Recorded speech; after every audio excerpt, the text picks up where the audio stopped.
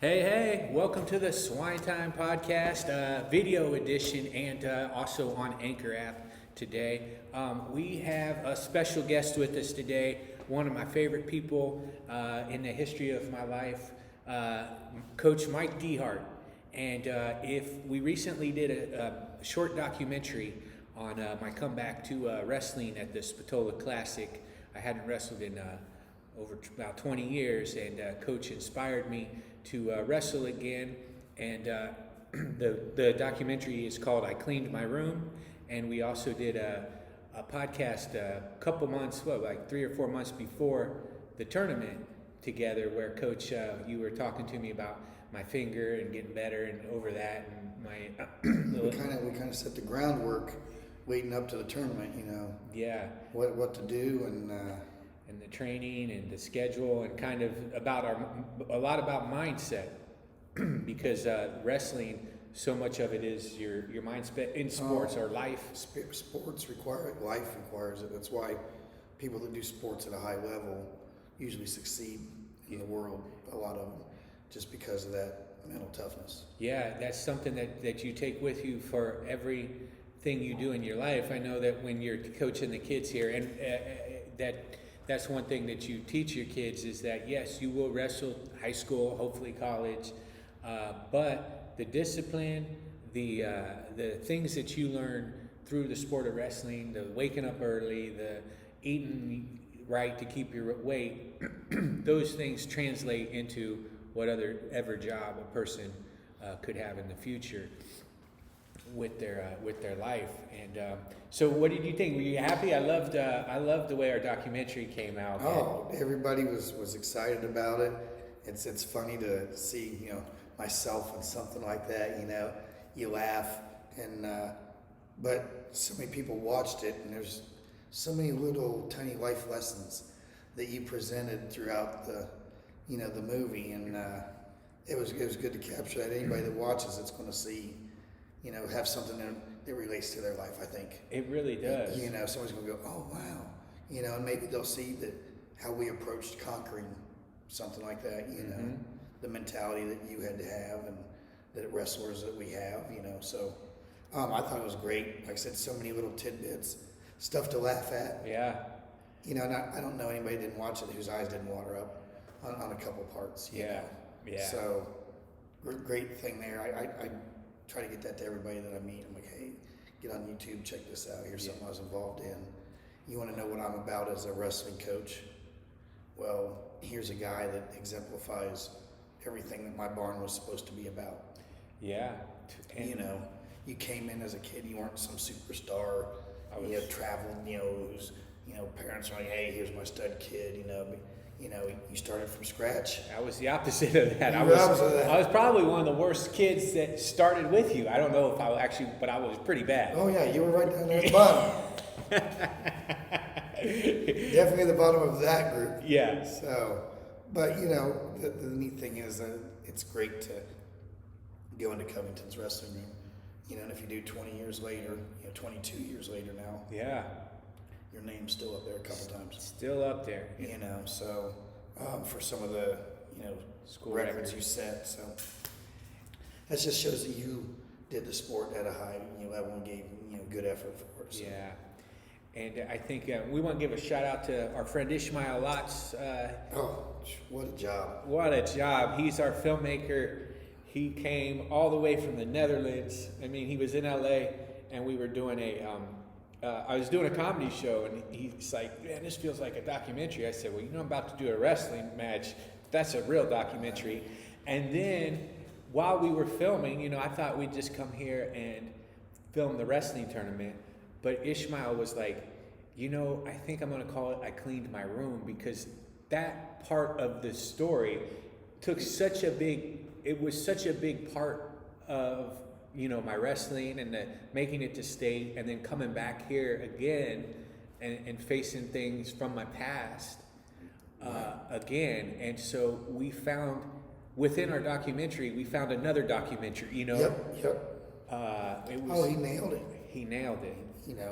A couple of the clips, the things that he was able to get and pick up, and put together, it was really good. He did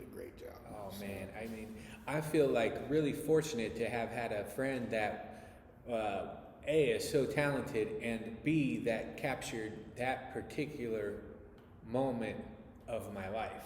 Oh, absolutely. Well, captured for you, captured for me, brought back memories of you. So, we got a 20-year little clip and a 20-minute film that covers 20 years of our relationship. Yeah, man. And for him, now that, myself, hopefully 20 years from now, can look at that, show that to somebody. Yeah. 10 years, 5 years, show it to people. Hey, here's a neat thing. And somebody will go, wow, that's kind of how you were with me, or. It's really cool too, because as we were practicing, we had a practice here today, and some of the kids are coming up to me and say, I saw the movie, and I cleaned my room, and but all these kind of lessons, they're like for each generation, for every it's like, it's not like that this is some story that just ends. This is lessons forever. Well, it's not just they clean the room. For somebody else, it's taking out the trash, mowing the yard. The kid who doing homework, going jogging when you've never jogged. Taking that next level of your training. Clean my room just shows my weakness, your weakness. Yeah, right. And somebody else's weakness, maybe, like I said, another thing, but they can relate to that. Wow, I do all this, but the parent can look at them and go, yeah, when's the last time you went for a jog, or when's the last time you took out the trash? Yeah. And that kid can maybe go, oh, wow, maybe if I do that, it'll help me win, and so there's a lot to be getting out of that video. I thought it was good. I was excited about it. Yeah. One, just being in it, but then the way Ishmael made it turn out, I was overwhelmed. Yeah, he just really. People were calling me, emailing me, texting me, before I even saw it. So. Man, before you even saw it. Yeah, people saw it before I did. Okay. Yeah. So, and then Nick and I watched it together. Yeah. At his house, caught it shortly after camera, but people had already, people that are on top of Facebook and all that kind of stuff. Because I'm not. Yeah. That's the only reason I saw it as early as I did is because I was with Nick. Yeah. And he had Facebook. So. Yeah. Well, that's a good thing, Coach. I mean, you're not distracted by the way that your life is set up. It's just you got your passion, you got what you love to do, and I feel like not much else that goes on in the world really affects you that much. I mean, I'm sure you have your politicals or whatever, but I've never seen you let any of that bother you. You know what I mean? I've never seen you really talk about it. I mean, I'm sure you have beliefs or whatever, but it's like your job is so clear in the world. You've made it that way, but it's to help all these kids for so long. I mean, your wall here, if you guys notice in the background here, is covered with kids who have signed his wall from all over the many years of being a coach. You've been in this. I've been working with you for 25. I mean, I didn't have to work the straight 25 years, but the first time we worked together was 25 years ago. I was about 15 years old. Yep. And then 5 years after that, you moved into this garage. You had another house where you had a garage that one was like a little more dangerous. Yes, it was a garage. It was a garage. This is a barn garage. This is the like jet heater. Yeah. And they had you had to be careful because you had that little thing coming up. The concrete. The concrete. Yeah. The concrete was sticking out. So that was. We wrestled so hard in there, never got hurt on it. Amazing, isn't it? Amazing. I mean, we gave everything we had, and still do. And so it's just been a wild ride. The amount of champions you've had, and the amount of, all the different lives that you've touched, through being a coach. I mean, it's like there's probably 100 guys with Mike Dehart stories like I have, right? It's like there's just endless, and it's something that never leaves you, because also the time of your life when you're in high school, right? It's short-lived. And you don't, and there's so much anxiety and stakes and trying to figure everything out, and then it's kind of, it is. That's all I tried to do was give you guys a path a little bit, wrestling, how to have fun, nature, the Smoky Mountain trips. Yeah, great. Things of that nature. I don't know if you saw the picture Jim just posted. Of me and Nick? Yeah. I love that picture. Did you? Okay, you got it? Yeah. Okay. She sent that to me. For me, the outside world is what it is. Politically, I don't get in those things. Being, an American, living where I live, I pay the taxes and I live. And I'm okay with that, with what everybody around me chooses how we're going to live here. Yeah. I'm usually okay with it. Now, if it starts to affect my livelihood, then I might be politically active. Yeah. But I don't do the political thing. Yeah. I'm not out to, I just like to live, like you said, live, do my thing. And as long as I can do my thing, what goes on out there, doesn't affect me too much. I can tune it out. Yeah, I come back here all these years later, and it's different guys, but it's the same thing, dude. It's the boom, it's the boom, it's the boom, and it's like, it's the kind of the consistency of it. I mean, I think that just 25 years, and 4 or 5 days a week, 4 or 5 6 days a week, 60. I mean, you got, even on days when the group, like today there was probably 10 or 15 kids here, and we had from you got like 10, 11-year-olds to seniors in high school. Yep. And I mean, the level now this is the tough part. Coach is moving to North Carolina, and that's like that's a big leap. That's a big leap. Big leap. Great opportunity. Came along, as you know, my children are down there. Yeah. But a great job opportunity came up, and through wrestling, I'm doing wrestling camps down there. But I'm going to be moving this summer and taking a new job teaching and coaching. And so leaving, the group of kids I'm working with now, it's very tough. It's, there's happiness about one thing, sadness about another. And, I've been going through as parents get a hold of me. Hey, we heard you're moving. Hey, we're sad you're moving. What do we do now? Where should we train? We're going to miss you, blah, blah, blah. You help the kids so much. It's been tough for me because I got kids at different stages. Yeah. I got the people that I just met within the past year, whose kid likes me, and they, we're just getting into it. Oh, we're sorry going. We just met you. I got the kids that have been here a while. Their careers are kind of started to blossom and go for it, and now it's getting to the big time, and I'm moving. Yeah. Those things are tough to deal with. For me, that's the negatives, the sad part. But yet, been around long enough to know everything will continue. They'll continue. They're going to be good. Mm-hmm. It's just gonna be North Carolina's gonna be competing with Ohio now in wrestling. We used to dominate them. Now let's hope that something like that could develop. I don't know if I'm gonna be around that long. But North Carolina, the South is growing in wrestling. Yeah. A lot of the universities in the South now are starting to get great wrestling programs. Good. And Virginia Tech, North Carolina State. Yeah, Virginia Tech had that national champion freshman, right? Yep. They got good programs. So going down there's a little inspiration down there for wrestling. When I was down there last summer doing camps, it was very well perceived. They like that Ohio wrestling, as you call it.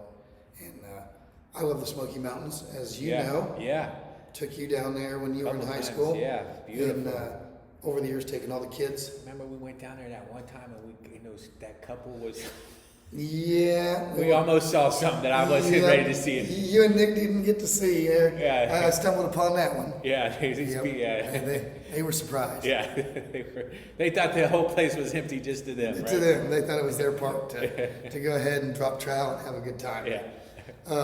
A good thing I saved you and Nick from that. Yeah. You could have been ruined as teenagers.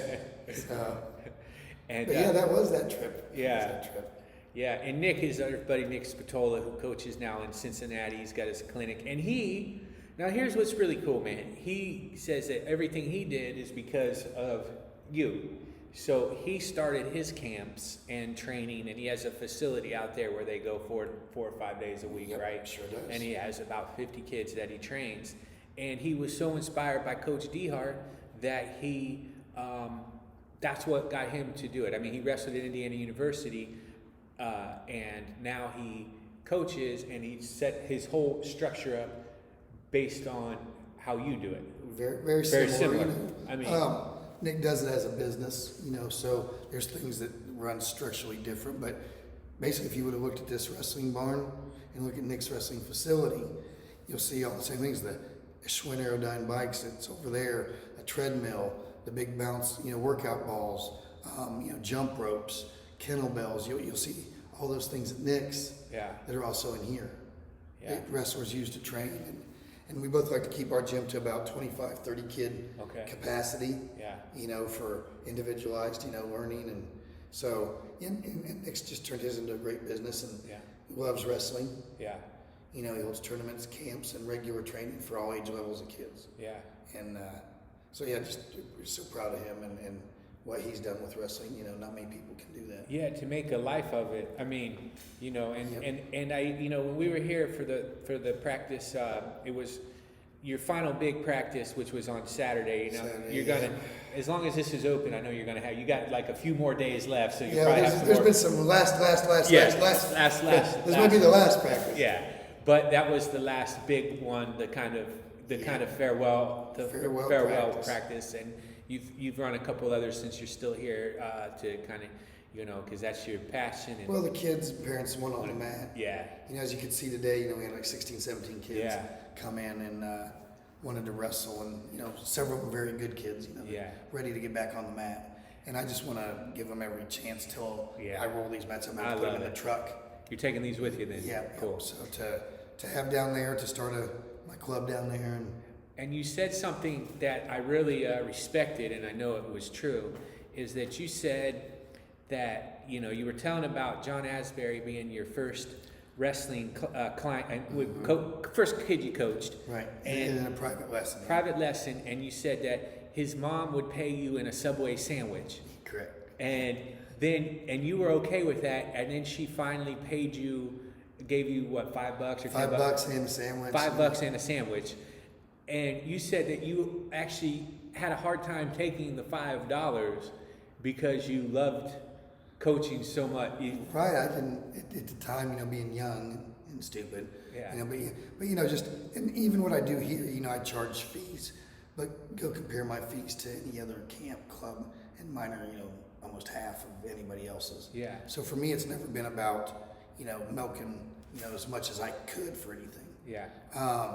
It was about, you know, working with kids, getting kids in the building, giving parents the opportunity to get their kids in the building, making it so it wasn't a financial burden to wrestle. You know, because it can be. You know, the traveling, the hotels, the big tournaments, the big camps. That adds for up. a kid that's really going on that level. I didn't want parents to have a crutch, you know, here with it being an issue. So I've never went overboard with that. And then in the beginning, just being a young kid, I couldn't fathom, you know, somebody thought enough of me or my, you know, teaching to pay me. And now, how old were you at the time of that? Gosh, you know, just still, you know, in the college years. Okay. You know. 20s? Yeah, definitely early 20s. Wow, okay. You know, John's, you know, 40. So met him at age 11. Okay. So 29 years ago. Wow. So I'd have been, you know, middle 20s. So. And just the lives, and you know, I know we're just talking to Bill, and like I think about Cam, man, our friend Cam was destined to be probably multiple state champion, right? At least on the path. On the path, he was on the path, and on the way to greatness. To greatness, and on the way here, they got in a young kid driving past the speed limit, running a stoplight. Plowed right into his side of the car. And you know, you look at that, and man, when I heard that news, I was angry. I was like, you know, just pissed, you know. But now, and you see, and I saw Cam last week here at the practice, and he's not practiced, but you look at how strong he is and willed and minded, where I feel like wrestling, you know, when big adversities hit, like a sport like this can help give you that determination, because the kid's not even taking pain pills. Right, as you heard. Broken arm surgery, they had to re-break his arm. He's got a scar from here all the way down to the middle of his palm. and he won't take his pain medicine. He told his mom he didn't want to take it because he's heard it's bad for you. And he was saying, I'm not hurting that bad. Now, I tell you what. I'm a tough guy. I'm a tough guy, Brian, for the most part, but I claim to be. Yeah. If you cut me from there to there and stitched me and said, okay, go home with no medicine, no pain pills, no Tylenol, I need that. I'd be a big crybaby. There'd be a big crybaby somewhere in this world. Man, you remember me? I was crying over. I mean, what happened to Cam is about as tough of an injury as humanly possible. And so, I mean, I know me. I was give me this every 6 hours, dude. Yeah, you were worried about that little bit. Yeah, right there, that little tip.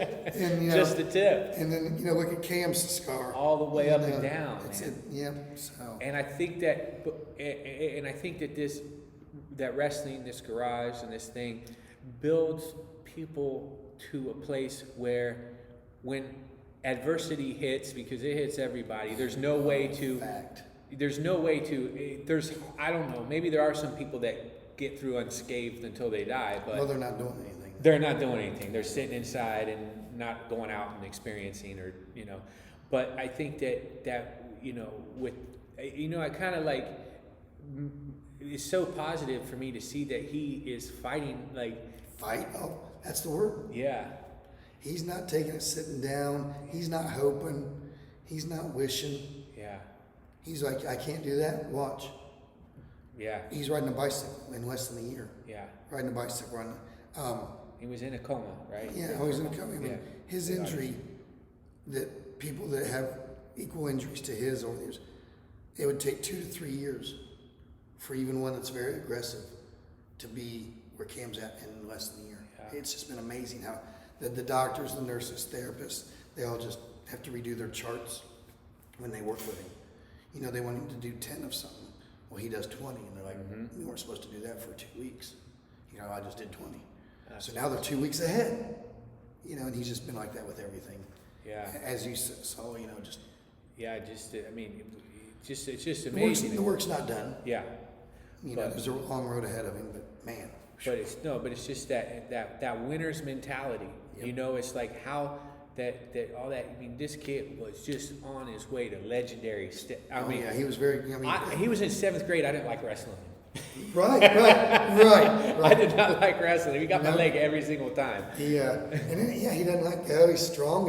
He's so strong for his age. And Cam was, as like you said, an 8th grader, 7th, 8th grader. He was already known around the country. Yeah. Letters came in from Colorado, Pennsylvania, Michigan. Just people that knew Cam from the national circuit and had been around him and seen him in matches where he fought so hard when he was not supposed to win. And this kid, just this fight showed up that nobody had ever seen. Yeah. And a kid. Yeah. And people just love him, so the support he got from the wrestling community was overwhelming. What's been so neat is people that Cam has inspired. First, all these people called in, that, Cam had been around and had helped Cam, but then all of a sudden you start getting these people like, hey, Cam's done, I can't believe how well he's come. My kid is, seen Cam, and we've seen Cam, and oh my gosh, if he can do that. Yeah. So he's actually starting to motivate other people. Just because people were seeing his story. So yeah, and that's just he's my hero. Yeah, it's amazing. He's definitely my hero. Whatever comes of wrestling, if he can't wrestle, he'll coach. Yeah. If he just but the story's not over with Cam. It ain't over. Not even close. It ain't over, man. And that's if somebody can be through what he was through and then wrestle again, well, he's the one. Yeah. Yeah. Not saying that it'll be at whatever levels. You never know what level it can be. Yeah. But if Cam says I'm going to get on the mat, it's possible. It's possible. Yeah. So he can. It's crazy. Yeah, man. So these are just and throughout your time, just how many people you think you have coached? Thousands, huh? Well, if you put all the camps that I've been at where I showed moves to kids, and the camps I've had here, since 1995, I've been doing camps, 20, 30 kids a camp, 4 or 5 camps a year, club, 20-some kids a night, 3-4 nights a week, Cool. 20 years. The numbers are staggering. The wall, just covered with hundreds of names here. And What do you think? it overwhelms me sometimes. Yeah, I bet, Brian. man. Yeah. And then when you guys came back, and Nick and you and Asbury and then Ryan Ford and then my nephew comes in, my son, the history, Bill here, he remembers my son when he was 3 years old. Running around his wrestling room. Yeah. And the support he's given my kids. And now, how did all that feel? Having that, you started. Andy comes in here when he's a little 3-4-year-old working out with he grabbing single legs at a young age, and then he goes on. He's Covington's. He was our first 4-time state placer in any sport. In any sport. Yep. He still is the only one. Wow. So for those of you guys, state placers is about as high as you can be. It means you're in the top 8. Is it 6 or 8? It's 8 people. The top 8 in the state, and our town has never had that happen before. Andy's the only one who's done it 4 times. So from the time he was freshman, sophomore, junior, senior, each year he was in the top 8 at least. Of the state. Yeah. And then he went on to wrestle at Duke. Yep. Went to Duke University. He was valedictorian also at the school. At Covington. At Covington. Wow. So, he had the grades to get into a school like That's Duke. incredible. And that many practices and still did his homework? And still did his homework. So Man. I'm at a high level. And he's just very articulate. Yeah. He wrestled that way. Yeah. Very good, technician Yeah. in wrestling matches. Went to Duke, wrestled well at Duke, has a good winning record there. Had some injuries. Okay. A lot of, college wrestling's vicious. Yeah. Division I wrestling's vicious. Division I too. So, there were some injuries along the way that took parts of seasons. Okay. And then the demand of being a civil engineer. Yeah. Here's an extra practice I could do, but I got a test. So I do the test thing, I study for that, and I don't do the extra practice. I do the extra practice, I don't study for the test. The test is bad, the wrestling's better. Yeah. And so it's such a fine line for a student athlete to do. And for him to do engineering and wrestle at Duke was quite an accomplishment. Yeah. There's only 3 engineers that played sports. At Duke? At Duke. And they were in his class, yeah. Wow. Out of 300. So hardly any of them played sports. It's just too hard. And Duke, by the way, isn't like getting into your local community college No. It's one of the hardest schools to get into. It's very hard. Their engineering program is one of the top 3 in the country. Yeah. And Pratt School of Engineering. And so Andrew paid some hard dues. I remember many phone calls, and he'd always complain about my grades would be better, Dad, if I didn't wrestle. And I'm like, I understand that, son. I'm a big boy. Yeah. You're on your own now. Yeah. My job was to get you there. Yeah. Your GPA is your GPA. Yeah. Yeah. He's like, well, my wrestling would be better if I wasn't in engineering. Hey, I understand that. Yeah. That's a choice you made. Yeah. You're a big boy. Yeah. You deal with it. And we support him obviously, but as a parent, my job as coach was to get him those opportunities, and then once he got there, what he did with it is what he did with it, and he'll have that to go on in his life. The pros and cons of going through that. Yeah. I could have done this. I could have done that. And that'll help him get through things. So. Yeah. And then you'll also be close to your daughter Meredith, who's been out here for all these years to cheer you on. Oh, she loves wrestling. Gosh, bless her heart. Yeah. She's my sis Pumbaa, and she's been around wrestling her whole life. Been to tournaments, knows all the guys. Has her favorites. Okay. She wrestled for a few years. Just to be involved with Dad and the wrestling thing, and so the girls wrestling wasn't where it is anywhere now for it's her insane, age. the girls that are wrestling. And but she loves it, misses it, So, and we're going to be down by her. Cool. She lives in Asheville. Yeah. She hikes and has her dog, so she goes on hikes all the time. Oh, great. In the mountains. So we're going to be doing quite a bit of that. Cool. So excited. And then what do you? Can you leave us? Because we're about out of our time. Can you leave us with some kind of some of your words of wisdom about how, anything in life, how you can just find a purpose, because like we were saying, you found a purpose in your life, and there's so many people walking around just lost. Yeah, I was so lucky Ryan, with wrestling. Yeah. As we, any of us that got anything out of wrestling can go back and say, man, thank God for wrestling. Yeah. I'm a wild guy. I got out there and got away from, doing things right, on and off, the drinking and the partying, all that stuff. He loves the Grateful Dead. Been there, done that. So that explains a little bit of the crazy part of the person. But wrestling was what kept me, and it took me a bit to see it. Yeah. Kept me out of trouble. Kept me healthy. Yeah. Put me in good relationships. And now, eventually, it's had me have a positive impact on a lot of people. Yeah. And now it's gotten me the reward that I'm getting with the beautiful home. Yeah. In the mountains down on Lake Fontana. That, And shout out to Janet Dehart, Mike's wife, for taking care of all that and making it happen. Her outline is almost complete. With he'll do that, he'll do that, he'll do that. But now, 25 years of running wrestling camps and club, is what I've done, and been coaching since 1988. Wow. Been doing camps since 1995. Yeah. In a club. Have traveled the country. Have wrestled in other countries. Yeah, you were national. You won. The USA Masters Nationals. Yes. 3 times, and wrestled in the Masters World Championships in Germany and Switzerland. Awesome. So those were great experiences. I met great people. Yeah. Some legends in the sport. Yeah. Coached me and trained with me, and the traveling has helped me train other kids to get experiences like that. I've had a kid I trained to wrestle in Russia. Cool. You were speaking to Cam earlier. He was supposed to go to Estonia this spring with his world team, as a member coach, so just neat things I've shared with my kids.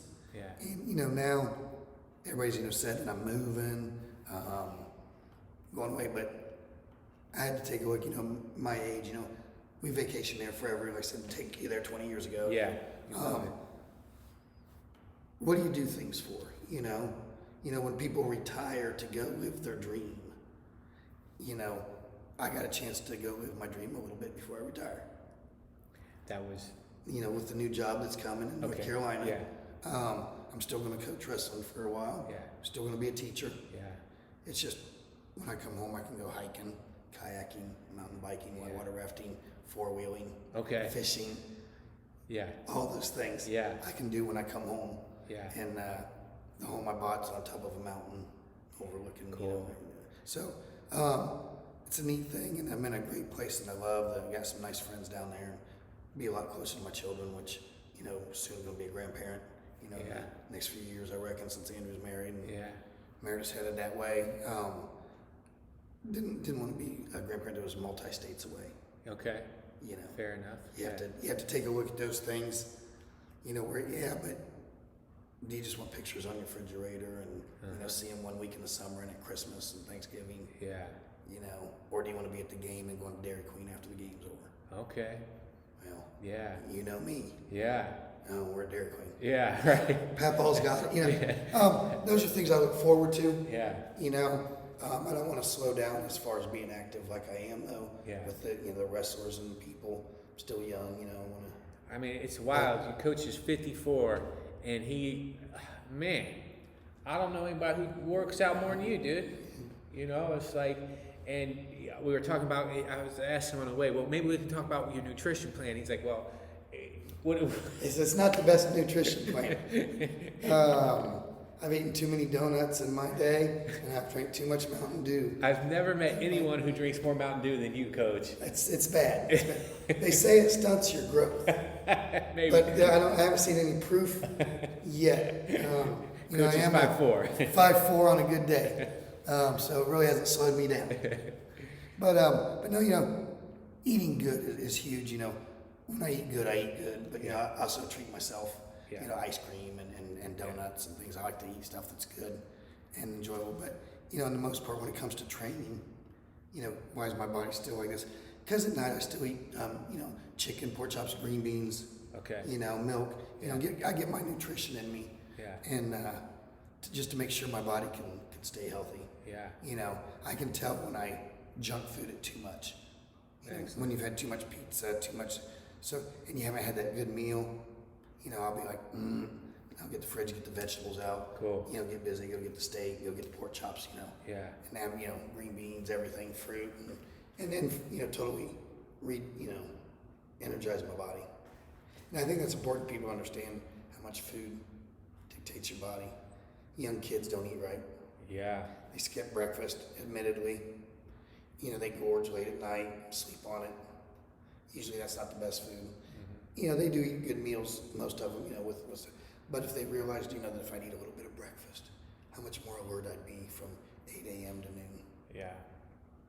How, you know, less tired I'd be if they didn't eat crap at night. How good they'd feel in the morning instead of feeling like crap. Mm-hmm. You know, all those little things, lessons I've learned, I still break them.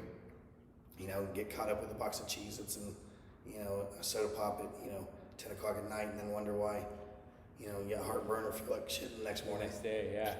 But you know, with our sport, wrestling, you really do have to watch your nutrition. It's so much. You can't perform. Yeah. You can't perform. I know even on our last practice on Saturday that I ate French toast, a bunch of French toast my mom made, and I was nearly hurling. Crushed. I mean, so it's just, you got to watch it. And I think too, and the fact that you're out here every day, that just keeps you so fresh, you know, just. It does help people wonder, you know, ask me, how can you know, wrestle like that? I'm like, well, it's like somebody who does something every day. Yeah. If somebody who's never done that goes with that person that does it every day, the person who's never done it, crushed, won't last, you know, past minutes. Yeah. So, you know, if I'd go hop in the swimming pool with somebody who's a good swimmer, and they're like, oh, you're in great shape. You know, 2-3 laps, dude, I'm drowning. Yeah, right. I'm done gasping for air, you know, but yet I can walk in a wrestling room and wrestle for an hour. Yeah. You know, so it's just what your body's conditioned to, what your mind is conditioned to. Yeah. I'm sure people that are great at their sport have that. You know, when there gets somebody who doesn't do it, it's easy for them, hard for the other person. But you take that person out of their sport, put them in one, and all of a sudden you'll see a struggle. Yeah. Yep. So. 1000%. Well, Coach, I really want to thank you for everything you've done for me, buddy. And it's been, you know, watch our documentary if you get a chance. Yeah, See hey, a great clean your room. Yeah. Or whatever it is that you have to do to overcome your mental roadblock. And to be perfect in life, or to have a perfect moment in life, you have to have your life as perfect as you can have it. Amen. A perfect moment, yeah. You know, you want a perfect moment, make your life as perfect as you can have it, and things will happen for you. And when all else fails, just do it. Just do it. We're not chairs, we don't fold. We don't fold. That's a fact, Jack. Yeah. Oh, thank you, Brian. Thanks, Coach. All right, everybody. Thank you guys for tuning in to Swine Time. We'll see you Swine next time. time.